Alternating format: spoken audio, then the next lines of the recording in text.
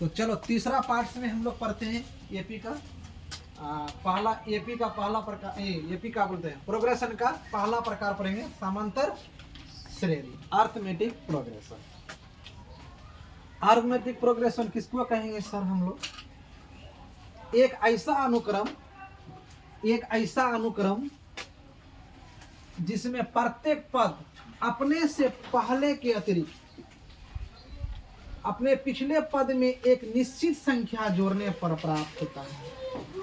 एक निश्चित संख्या जोड़ेंगे जैसे चार में अगर 4 जोड़ेंगे तो कितना हो जाएगा 8 में फिर 4 जोड़ेंगे तो एक निश्चित संख्या में पिछले संख्या को जोड़ेंगे तो 12 हो जाएगा, 16 हो जाएगा। एक निश्चित अंतराल होना चाहिए, ठीक है। पद में एक निश्चित संख्या जोड़ने पर प्राप्त होता है समांतर श्रेणी कहलाता है। समांतर श्रेणी का एग्जाम्पल हमने यहाँ लिखा है, ध्यान से देखो 2, 4, 6, 8। अब बोलोगे सर नीचा क्यों लिखे आप ऊपर क्यों नहीं लिखे हैं? उसका भी रीजन है, कारण है। क्या कारण है? देखो यही हम एग्जाम्पल दे देते हैं सर। अच्छा लगेगा तो हमारा YouTube चैनल क्या करेगा रे? सब्सक्राइब कराता है कि नहीं तुम लोग? हाँ है, बहुत दिन से प्रचार प्रसार नहीं किया, अब करो। @अर्जुन Y2T ये लिंक है डायरेक्ट, इसको सब्सक्राइब करेगा तो हो जाएगा क्या? हाँ तो समांतर श्रेणी कहते हैं मतलब एक निश्चित संख्या जोड़ने पर अपने ही पिछले संख्या में एक निश्चित संख्या जोड़ने से प्राप्त संख्या है एपी कहलाते हैं। क्या कहलाते हैं? एपी कहलाते हैं। एपी को अर्थमेटिक प्रोग्रेशन को इसे प्राय संक्षेप में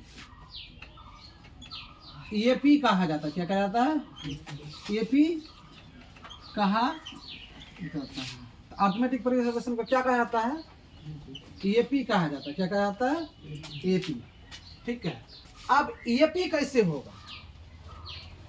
कॉमन डिफरेंस होना चाहिए प्रत्येक पदों में। क्या होना चाहिए? कॉमन डिफरेंस होना चाहिए। कॉमन डिफरेंस का हिंदी होता है सर सार्व अंतर। क्या होता है? सार्व अंतर, ठीक है। सार्व अंतर क्या? सार्व अंतर। सार्व अंतर किसको कहते हैं?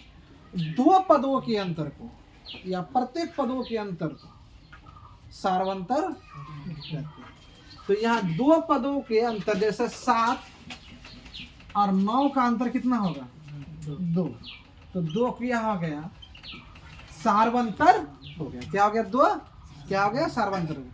अगर 27 में तुम लोग मैथ में अगर 99 नंबर लाना चाहते हो तो मेरा एक भी क्लास मिस नहीं करो। मैथ बहुत अच्छा पढ़ाते हैं।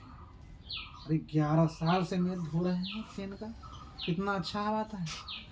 कहीं गलत ही नहीं पढ़ाएंगे, थोड़ा सा भी गलत नहीं पढ़ाएंगे। इतना कंसेप्ट देंगे ना खुद बना लोगे। तो 2 पदों के अंतर को क्या कहते हैं? सार्व अंतर। क्या कहते हैं? सार्व अंतर कहते हैं, ठीक है।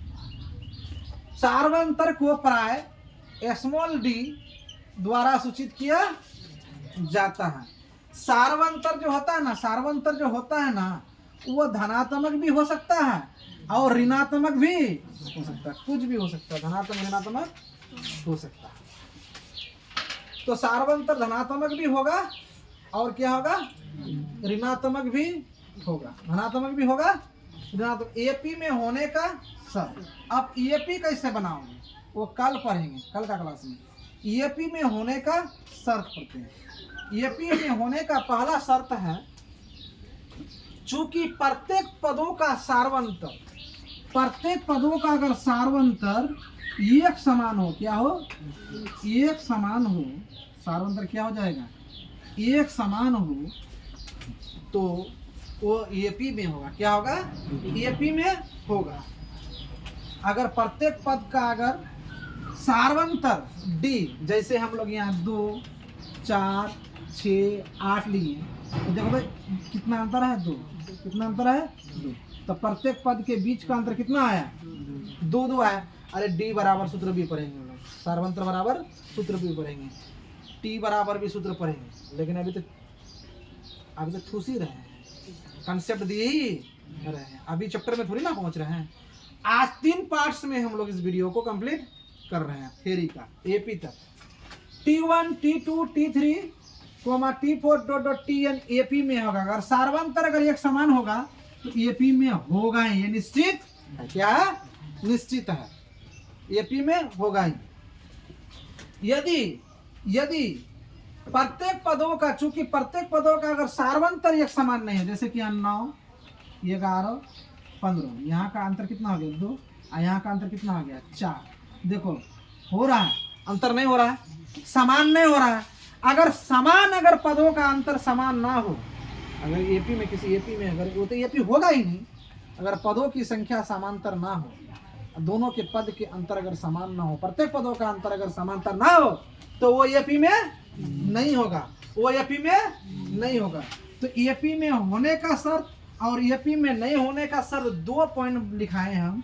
प्रत्येक पदों का सार्वंतर डी समान नहीं है, तो T1 T2 T3 T4 Tn AP में नहीं है। इसीलिए हम यहाँ ये एपी का एग्जांपल है। देखो इसका अंतर क्या है, 2 है। यहाँ देखो 14 का अंतर है, 14 का अंतर है, ये एपी में है। तो आज हम लोग क्या पढ़ें? सबसे पहले सीक्वेंस पढ़ें, सीक्वेंस के दोनों प्रकार पढ़ें, अपरिमित परिमित पढ़ें। उसके बाद हम लोग क्या पढ़ें? श्रेणी पढ़ें। श्रेणी के प्रकार में प्रथम प्रकार हम लोग एपी ही 10 तक पढ़ेंगे, एपी पढ़ेंगे, ठीक है। एपी का पढ़ेंगे, एपी जो पढ़ेंगे तो एपी का हम लोग जो आज क्या क्या सीखे, पद किसे कहते हैं, सार्वंतर किसे कहते हैं वो जाने, और एपी किसे कहते हैं ओपी जाने। एपी तो सीधे सिंपल सी बात है, एपी किसी को कहेंगे, एपी किसको कहेंगे? जिस पदों का अंतर क्या हो जाए, सार्वंतर एक समान हो जाए, उसको क्या कहते हैं हम लोग? एपी कहते। तो आज इतना ही सर।